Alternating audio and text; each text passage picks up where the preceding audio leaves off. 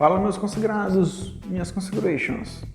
Vou começar aqui um react de um vídeo que um amigo meu mandou, né, do Rodrigo Silva, um cara que é adventista do sétimo dia. Primeiro react aqui do canal, então vai ser também um teste para ver se fica legal aqui. Então espero que você comente para a gente saber se dá certo o react dessa forma. Então basicamente o que é que a gente vai fazer? A gente vai ouvir o cara falando, comentar sobre ele, e é isso, como vocês conhecem. Esse primeiro vai ser só um corte, né, da participação dele, que tem mais de 4 horas. E se vocês gostarem, se quiserem, né, aí eu faço um react longo, dividindo em cada hora e tal, e a gente vê o que faz, tá bom? Então deixa o like e vamos embora então. Blá blá blá. Não dá de mexer aqui não, mano. Tá indo. Na minha opinião, ninguém agora está ainda na glória com Deus. Até um dos textos que muita gente pensa que promete a vida eterna é o texto do ladrão na cruz, onde Jesus falou: em verdade digo que hoje estás comigo no paraíso. A minha tese de doutorado na Universidade Católica foi sobre o grego desse texto. Eu descobri uma regra do grego ali. Vamos pausar antes dele argumentar. Eu não gosto muito quando você vai demais sobre o original, sabe? Isso não é legal. Porque assim, o texto tá aí, tem diferentes traduções e assim, nele, às vezes a gente vai muito pro original e foge do que de fato é o significado, tá bom? Mas vamos ver o que ele vai falar. Porque se ele disser, mas ali não dizia na verdade que ele vai ser salvo, dizia só que ele vai ser salvo. É complicado, né? Quando o advérbio está entre dois verbos, ele qualifica o verbo da antecedência. E no grego, quando diz amen soi lego, met semeron esse ento paradeiso, em verdade digo, hoje estás comigo no paraíso, não é que hoje ele iria para o paraíso. Hoje, enquanto eu te declaro isso, você vai comigo para o paraíso. Que era uma expressão idiomática do hebraico e do aramaico da época de Jesus. Diferente demais, né? Muito mas diferente. Com respeito às divergências de pensamento, tem uma... A verdade é que a gente não tem essa certeza. Eu estou falando pela leitura bíblica. Isso, E a Bíblia isso. proíbe consultar os mortos. A Bíblia fala que isso é abominação, Senhor. Quando Deus deu a ordem para os hebreus, falou assim: não haverá entre vocês Isso, quem exatamente. consulte os mortos. Exatamente. Os mortos não sabem coisa nenhuma. Não, aí ele já está acrescentando. Não é? Está acrescentando. Agora, eu estou apresentando essa minha posição aqui, mas eu quero deixar... Isso que eu gosto de mostrar, né? Ele acrescentou. Se eu não me engano, não tem essa última parte. Vou ler aqui para vocês. Vamos lá. Adivinha. Se eu não me engano, é Deuteronômio 18:9. Deixa eu ver aqui. Acho que é. Só um instante. Deuteronômio 18:9. Aí eu tô sabendo um pouquinho, né? Quando entrares na terra que o Senhor teu Deus te der, não aprenderás a fazer conforme as abominações daquelas nações. Entre ti não se achará quem faça passar pelo fogo a seu filho ou sua filha, nem adivinhador, nem prognosticador, nem agoureiro, nem feiticeiro, nem encantador, nem quem consulte um espírito adivinhador, nem mágico, nem quem consulte os mortos.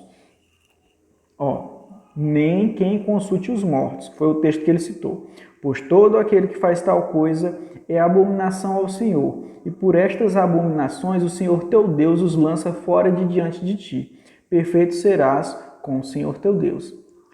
Ou seja, que ele não fala que os mortos não sabem de nada. Pode ser que tenha outro trecho que fale, né? Mas pelo menos esse não fala.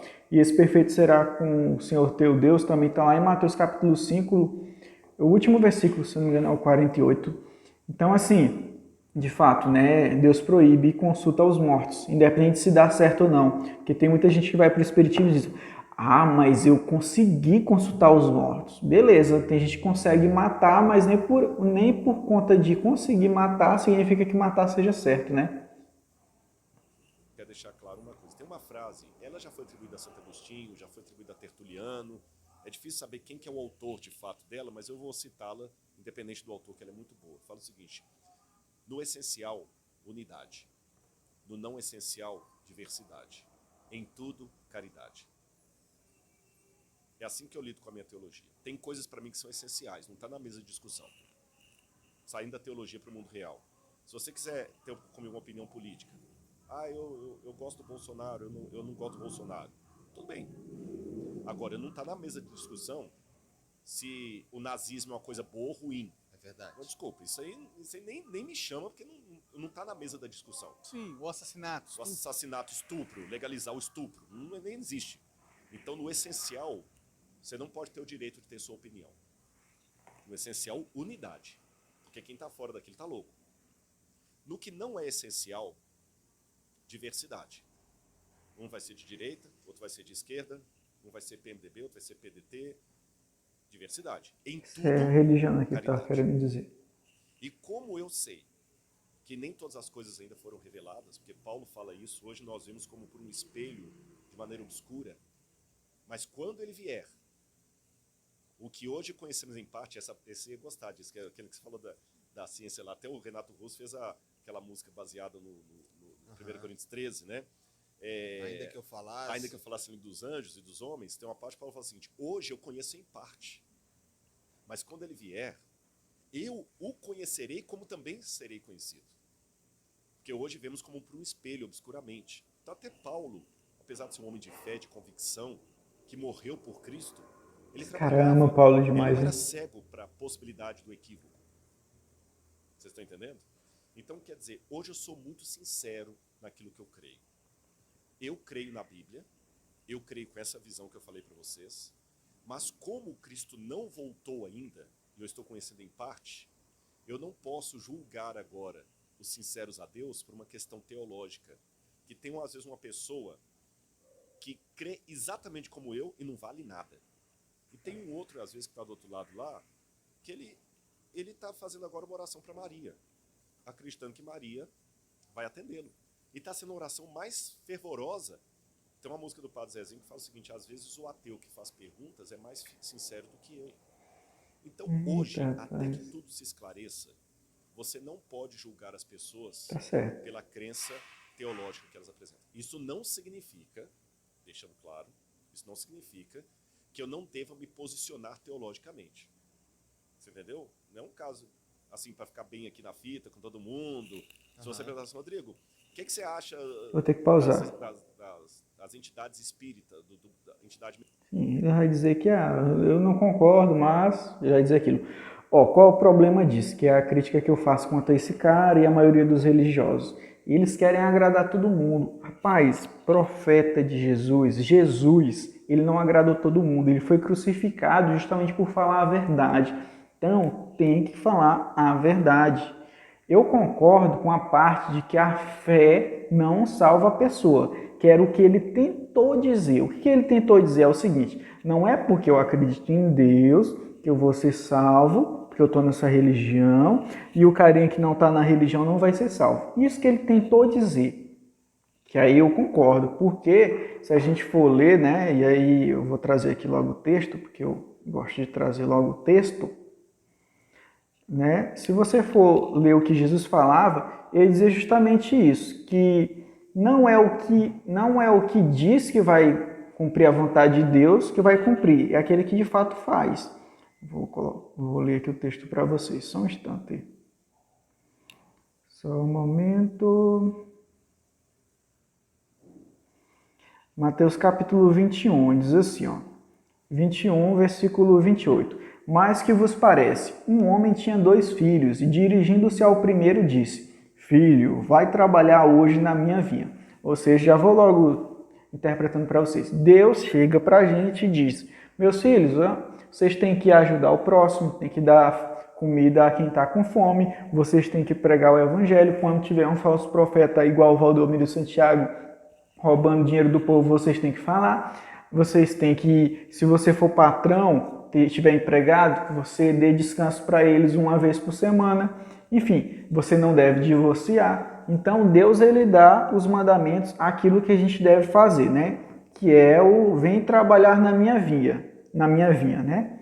Aí, porém, o filho de Deus, né, que seria um de nós, responde: não quero. Mas depois, arrependendo-se, foi. Ou seja, é o cara que diz assim, é a espécie do ateu: Deus, eu não acredito no Senhor, certo? Não vou trabalhar para o Senhor. Mas mesmo dizendo isso, ele vai lá e dá comida ao faminto, visita o pessoal no hospital, enfim, não divorcia, ama a esposa dele, é fiel à esposa dele. E também quando vê o Valdomiro e o Santiago enganando o povo, diz: isso é um falso profeta, está usando o nome de Deus em vão. Então, mesmo o cara dizendo: olha, eu não acredito em Deus, às vezes, como esse exemplo, que não é também comum, né, gente? Também não vamos achar que todo ateu é assim. Esse cara está cumprindo a vontade de Deus, mesmo dizendo que não vai cumprir, certo? Beleza? Então, vamos lá, continuando. Versículo 30. E dirigindo-se ao segundo filho, né, ou seja, outra pessoa, vamos colocar como se fosse a gente, falou-lhe de igual modo. E respondendo ele disse, ou seja, Deus falou para outra pessoa com seus: filho, trabalha na minha vinha, ou seja, cumpre os meus mandamentos, faz o que eu quero. Aí o segundo filho, que seria um de nós, respondeu: eu vou, Senhor, e não foi. Ou seja, é aquele cara que vai para a igreja, né? Vai para o templo e: Senhor, eu aceito Jesus Cristo, certo? O cara que diz que aceita o trabalho de Deus, pega a Bíblia debaixo do braço, mas não faz nada. Esse é o que diz que vai trabalhar, mas não vai. Aí Jesus continua, né? Qual dos dois fez a vontade do Pai? Ele pergunta para os fariseus, ou seja, para os religiosos. Aí eles respondem, disseram-lhe eles: o primeiro, ou seja, aquele que disse que não ia trabalhar, mas foi. Ou seja, aquele cara que diz: ó Deus, eu não vou fazer a tua vontade, estou nem aí para ti. Mas mesmo assim acaba fazendo, né? Diz que esse que foi fez a vontade. Vamos lá. Respondeu Jesus: em verdade vos digo que os publicanos e meretrizes, ou seja, as prostitutas, entram adiante de vós no reino de Deus. Adiante de quem? Dos religiosos. Porque João veio a vós no caminho da justiça, não creste, mas os publicanos e as meretrizes o creram. Vós, porém, vendo isto, nem depois vos arrependestes para o crer. Ou seja, os religiosos, né? Traduzindo aqui, é o que ele acabou de falar aí, né? Não é a fé, não é dizer assim: eu creio em Jesus que vai te salvar, mas sim o que você faz. Beleza? Ou seja, você é salvo pelas obras, não pelo que você diz. O que você diz pode ser hipocrisia.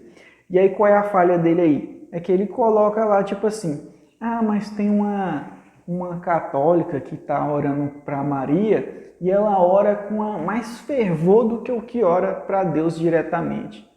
Gente, não tem como você ficar passando a mão, tá entendendo? Oração é para Deus. Acabou. Se você ora para Paulo, São José, é para Deus. Você não precisa de nenhum intermediário. E quando ele fica relativizando, dizendo: ah, mas ele pode estar orando para Maria, ele está tolerando. Não podemos tolerar. Não podemos. Tem que ser intolerante religioso de fato, sabe? E não é bater na pessoa, ir lá dentro da casa dela e dizer: você está errado. Não.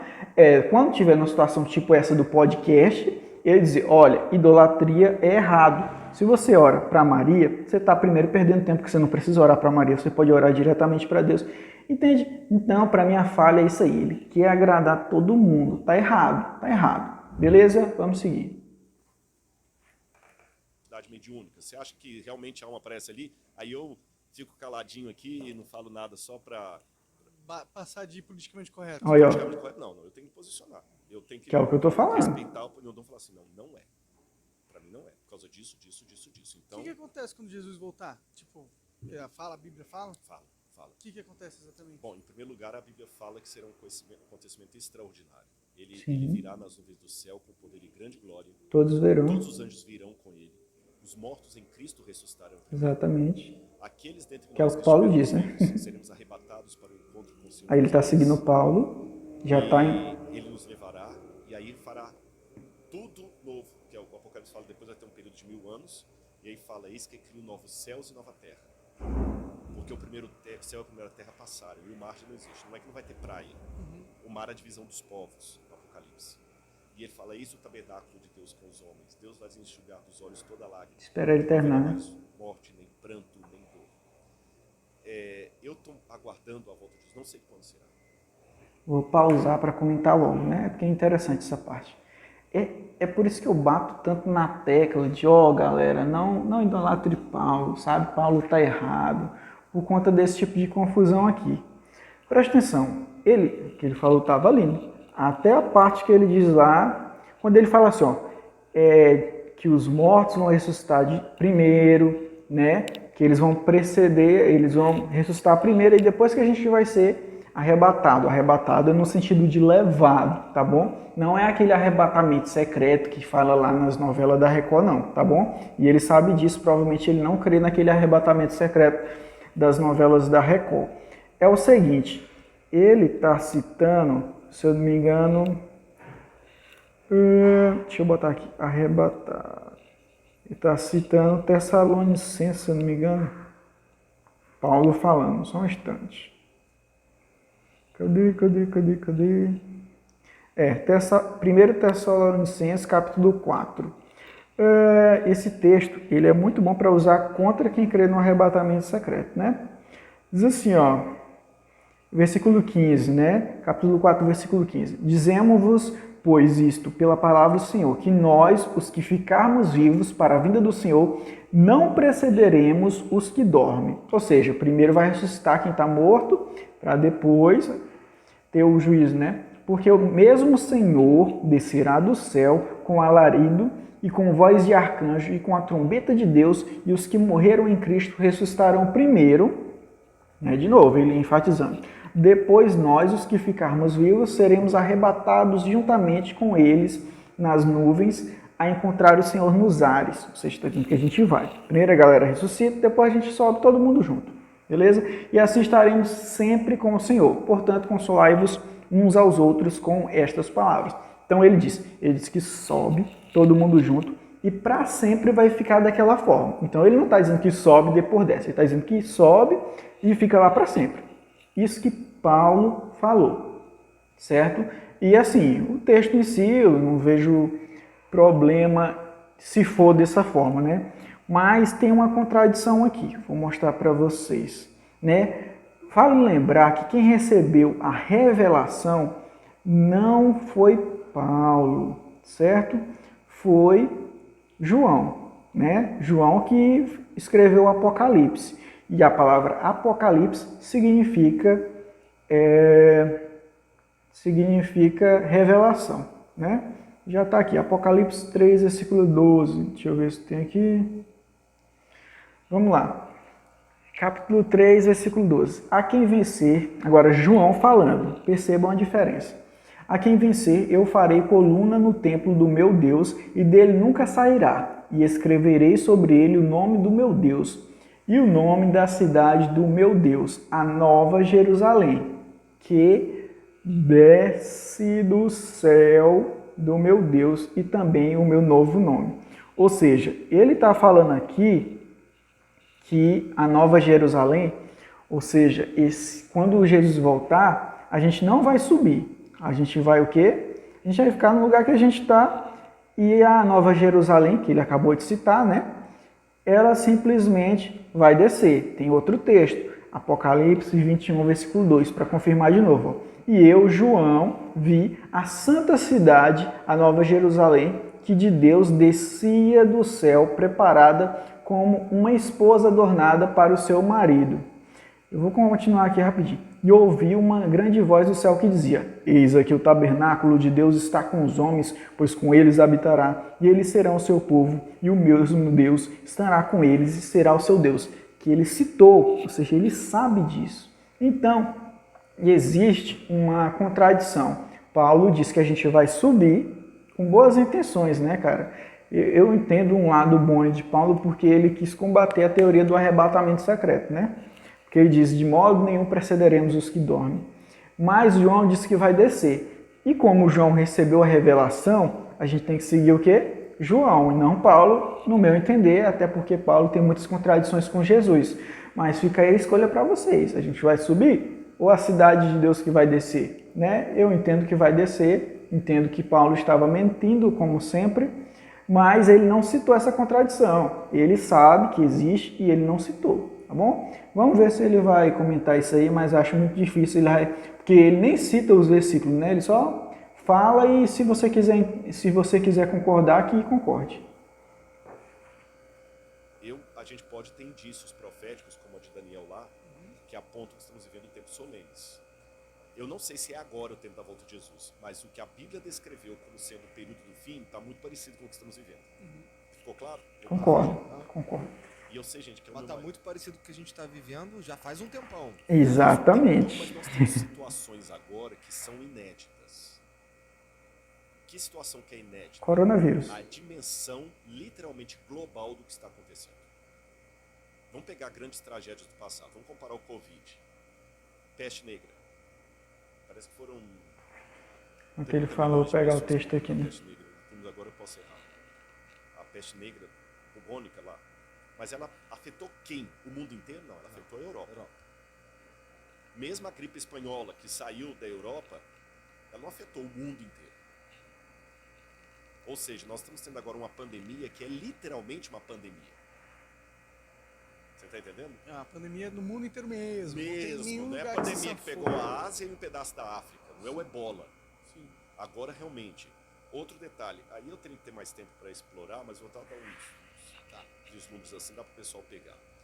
O Apocalipse fala de coisas que iam acontecer antes da segunda vinda de Cristo. E fala do surgimento de poderes que iam dominar o mundo e que o mundo inteiro seria unificado economicamente. Que vai ser dada a marca da besta. Espera aí, como é aí, rapaz? Então dá uns vislumbres assim, dá para o pessoal pegar. Olha. Eita, meu Deus, baguncei foi tudo. E ele vai começar a falar daquilo que eu detesto, que eu acho ridículo. Vamos ver se ele vai ter argumento, porque sinceramente eu não sei de onde eles tiram que vai ser unificado.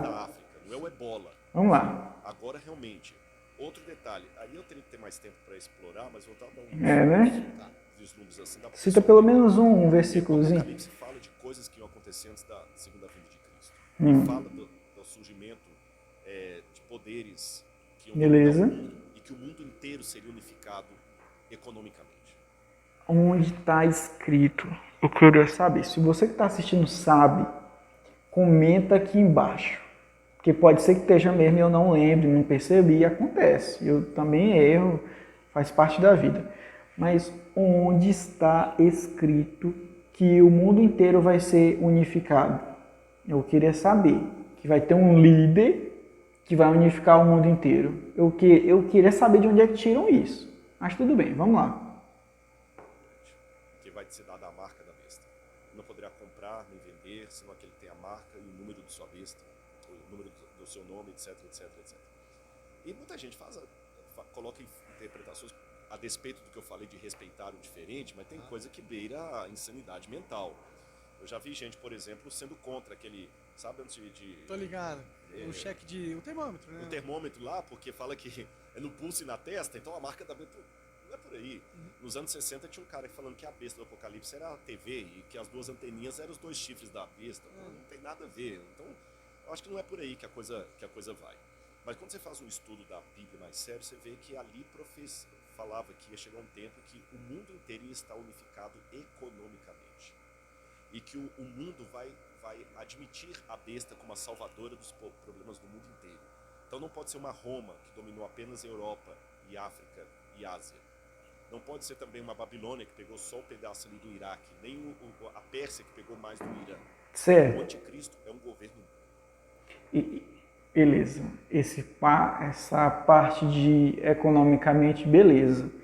Mas eu entendo que há uma diferença. Por exemplo, a gente tem uma pandemia global, mas nem por conta disso existe um líder global. Por exemplo, o dólar, ele está no mundo inteiro, né? O dólar, ele é utilizado pelo real, pelo euro, pelo ien. Ele é utilizado por todas as moedas, mas nem por conta disso o Biden lá, ele é o líder global, né? Mas vamos lá. Governo mundial, que vai ter um controle mundial.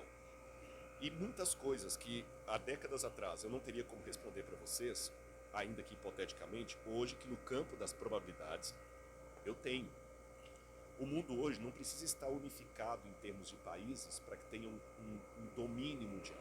Certo, ó, é o que eu estou falando, né? Ciência, gente, o que eu estou falando está beirando muita teoria da conspiração.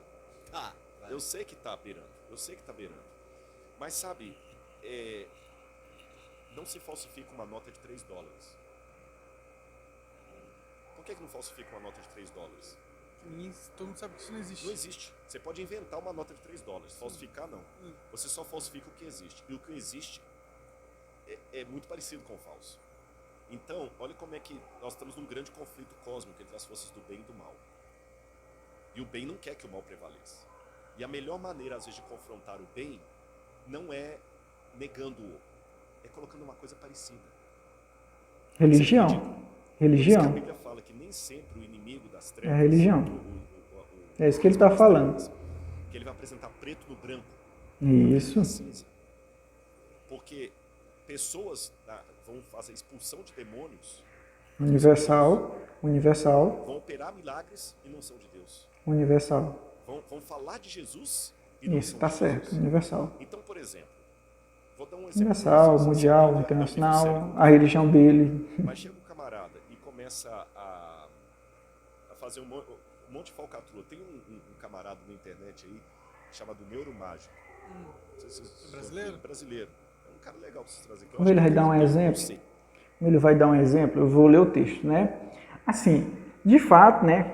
Ainda bem que ele explicou, ele falou que não é um líder lá, né? Pelo menos ele disse. Ele disse, olha, não precisa estar todos os países unidos para a gente poder governar. Ele citou até o dólar que você não pode falsificar a nota de $3, entendeu?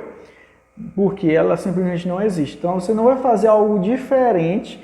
O que é que ele quer dizer? Pelo menos o que eu entendi, né? É o seguinte, se você aparecer um cara pintado de vermelho com chifre e rabinho, você não vai seguir ele. Por quê? Porque ele vai estar na cara que ele é o diabo, que é a nota de $3. A nota de $3 é um cara dando na cara que é falso, certo?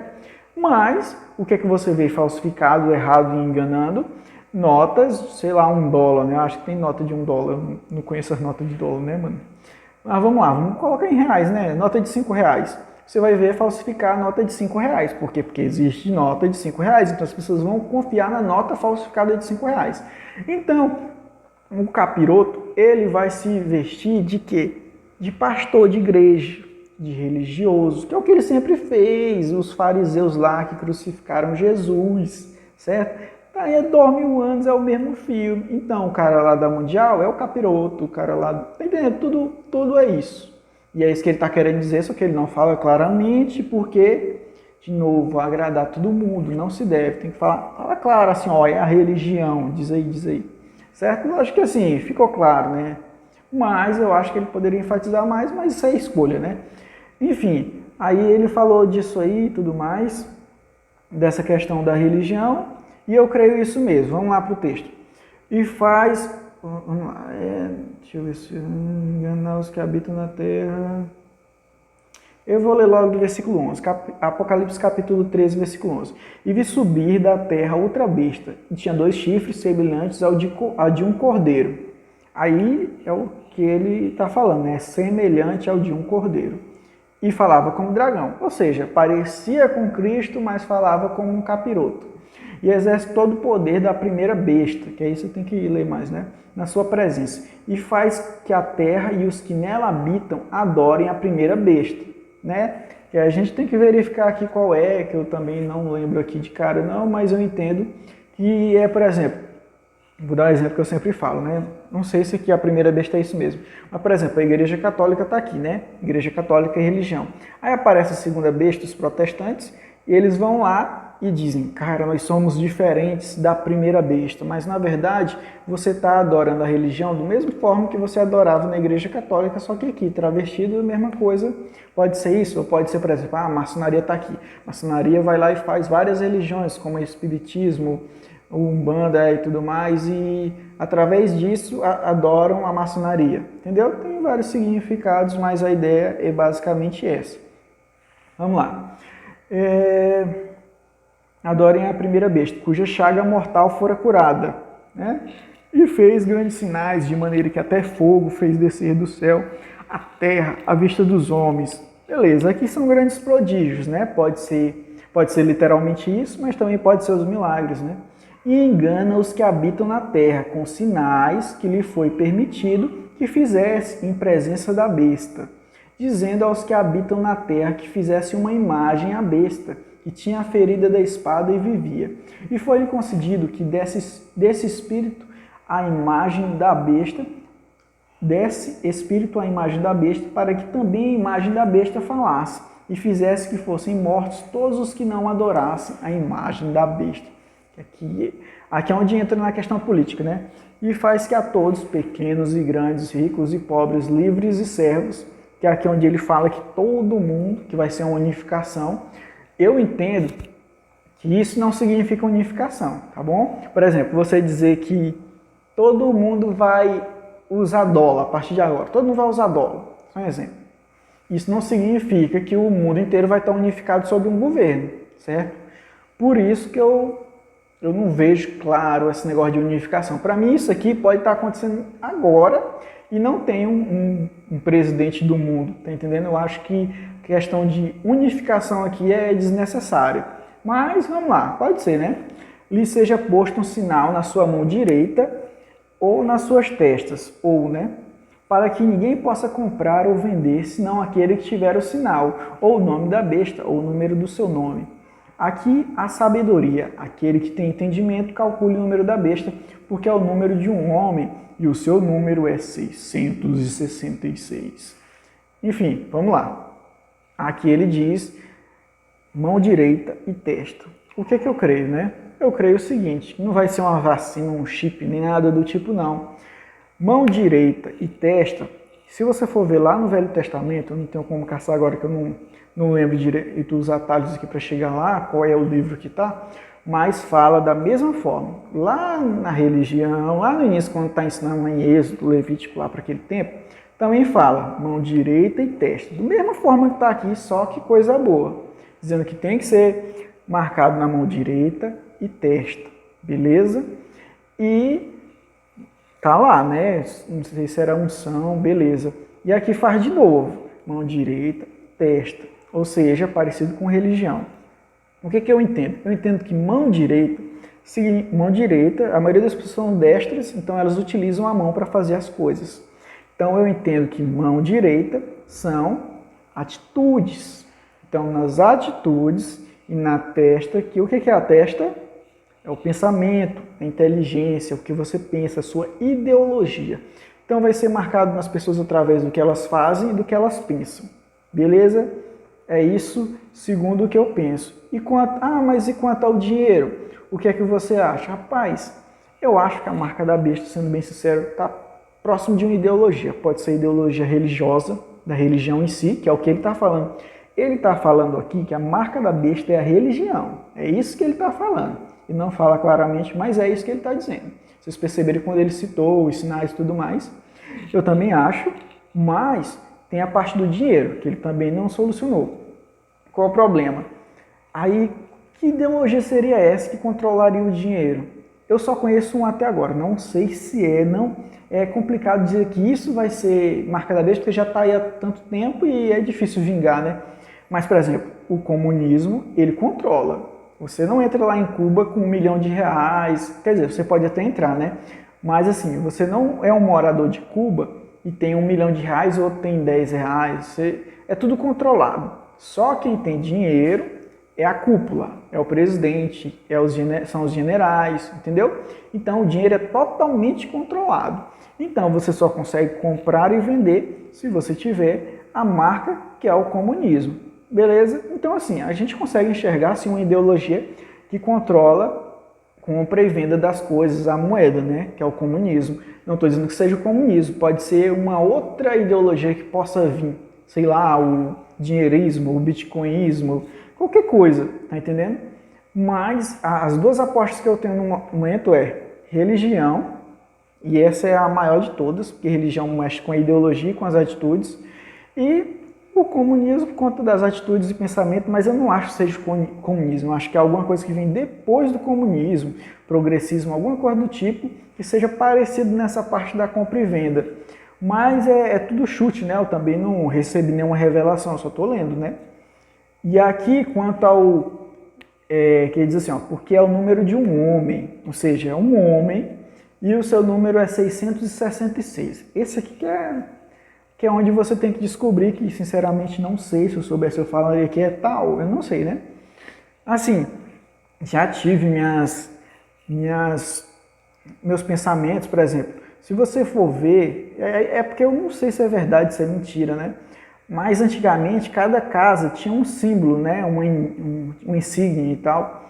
E o símbolo da casa lá de Paulo, pelo que diz, que eu não sei se é verdade, diz que é ruim, parecia os 3,6, o símbolo de Paulo, que seria o nome dele, ligado à casa dele, que é tipo sobrenome.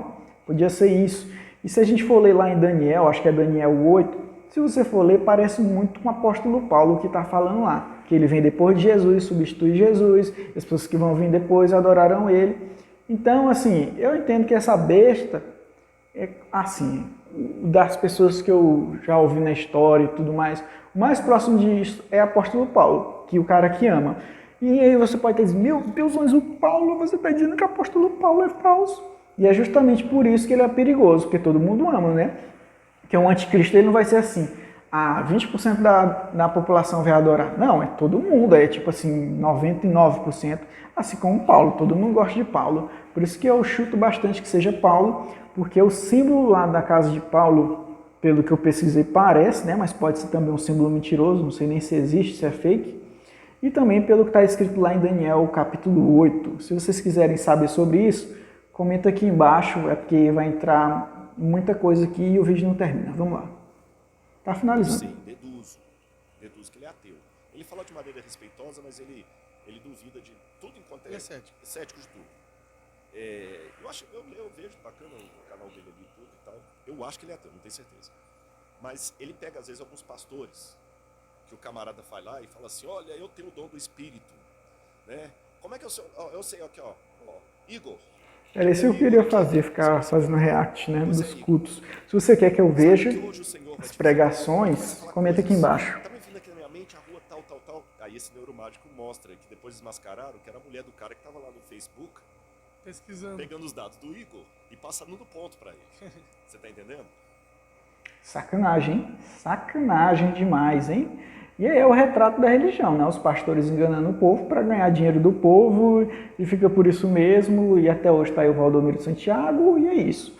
Então, galera, espero que tenham gostado, espero que o vídeo não tenha ficado muito longo, mas é isso, tá bom? Quais são os vacilos que eu achei dele? Acho vacilo ele ficar passando pano para idolatria, mas ele saca. Olha, esse que é o impressionante. Os religiosos sabem e eles concordam comigo.